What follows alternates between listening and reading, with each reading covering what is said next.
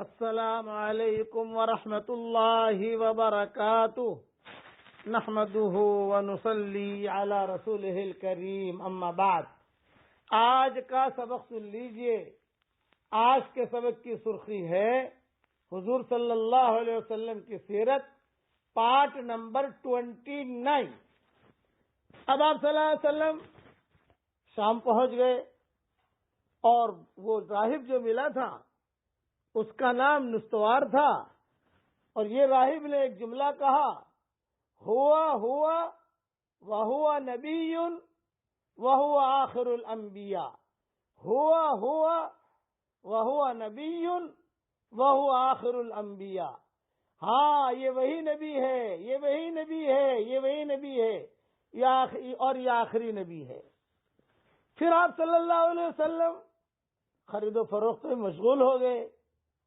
اسی درمیان میں ایک قصہ ہوا، ایک شخص آپ سے جھگڑنے لگا، کچھ تو میں ہو گئی حضور صلی اللہ علیہ وسلم کے ساتھ۔ میں اس طرح بھی کھڑا ہوا دیکھ رہے تھے، تو اس نے آپ سے یہ کہا کہ لات عزا کی قسم کھاؤ۔ تو آپ نے فرمایا میں نے کبھی لات اور عزا کی قسم نہیں کھائی۔ لات اور عزا یہ بتوں کے نام تھے، کہ لات عزا کی قسم کھاؤ۔ تو آپ نے فرمایا میں نے کبھی بھی لات اور عزا کی قسم نہیں کھائی، اور اتفاقاً جب کبھی میرا لات اور عزا پر گزر بھی ہوتا تو میں اعراض کرتا، بلکہ میں لات کو لات مارتا۔ بس لات کا نام جو ہے بت کا نام تھا۔ تو آپ نے گویا کہ اشارتاً یہ کہا کہ میرا جب بھی گزر لات پر ہوا تو میں نے اسے لات ماری ہے، اور میں اعراض کرتا ہوں، کنارہ کشی کے ساتھ وہاں سے گزر جاتا ہوں۔ یہ سن کر اس شخص نے کہا بے شک بات تو آپ ہی کی صحیح ہے، یعنی صادق اور آپ سچے ہیں۔ پھر اس شخص نے کہا واللہ یہ شخص ہے جس کی شان اور صفت کو ہمارے علماء اپنی کتابوں میں لکھا ہوا پاتے ہیں اور ہمیں بیانوں میں کہتے ہیں۔ یعنی وہ یہود کے علماء، نصارہ کے علماء، تورات انجیل کے جو ماہر ہوتے تھے وہ اپنے بیانوں میں، وہ اپنے مجلسوں میں حضور صلی اللہ علیہ وسلم کا تذکرہ کرتے تھے۔ یہ آدمی بھی ان کے بیانوں میں بیٹھتا تھا۔ تو اس نے کہا بالکل صحیح ہے، یہ جو آپ نے کہا کہ میں تو لات کو لات مارتا ہوں، یہ بالکل صحیح ہے۔ میسرہ کا بیان ہے کہ جب دوپہر کا وقت ہوتا اور گرمی کی شدت ہوتی تو میں دو فرشتوں کو دیکھتا کہ وہ آپ پر سایہ کر لیتے۔ ابھی نبوت نہیں ملی ہے، 22-23 سال کی عمر ہے، کہ میں دو فرشتوں کو دیکھتا کہ وہ آپ پر سایہ کر لیتے ہیں۔ جب آپ شام سے واپس ہوئے تو دوپہر کا وقت تھا، سفر میں میں کئی چیزیں چھوڑ رہا ہوں، شام سے واپسی پر بھی کچھ قصے ہوئے ہیں، لیکن میں اسے چھوڑ رہا ہوں تاکہ لمبا نہ ہو جائے۔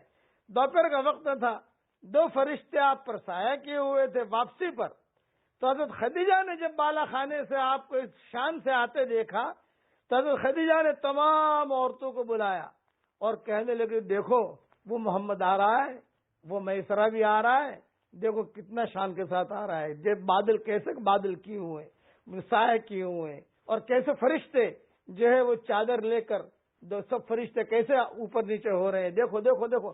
سب عورتوں کو بلا کر واپسی میں جب حضور صلی اللہ علیہ وسلم مکہ مکرمہ داخل ہو رہے تھے تو حضرت خدیجہ نے بہت ہی اکرام کے ساتھ حضور کو بالا خانے سے دیکھا اور یہ سارا سایہ کرتے ہوئے بھی دیکھا، تو ساری مکہ کی عورتوں کو جمع کر کے کہہ دیا کہ دیکھو یہ لڑکے کی شان کتنی اونچی ہے۔ تمام عورتیں تعجب کرنے لگی۔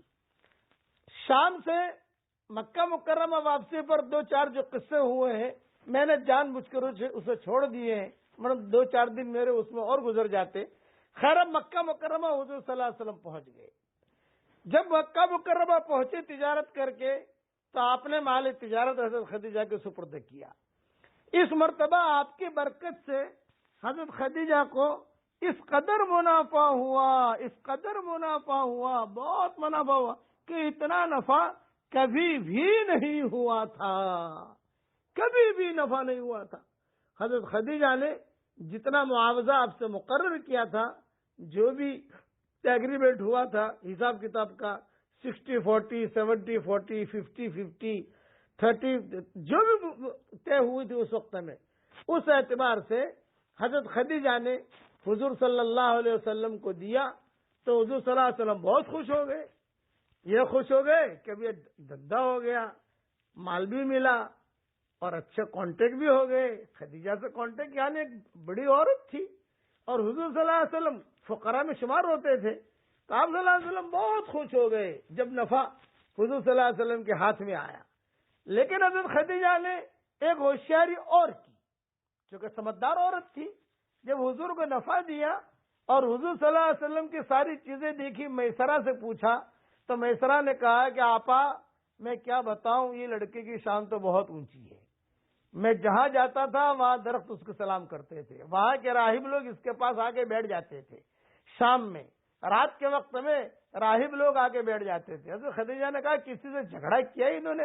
یہ کہ کسی سے جھگڑا نہیں کیا، اس لیے کہ جو بد اخلاق ہوتا ہے وہ جھگڑا کرتا ہے، اخلاق والا نگل جاتا ہے. اس لیے میں آپ کو ایک نصیحت کرتا ہوں، کوئی معاملہ بھی آئے نگل جاؤ، اگلو مت. خاص طور سے مائیں بہنیں، نگلو اگلو مت، اس سے محبتیں بڑھے گی. اب بقیہ تفصیل کل پوری کروں گا انشاءاللہ.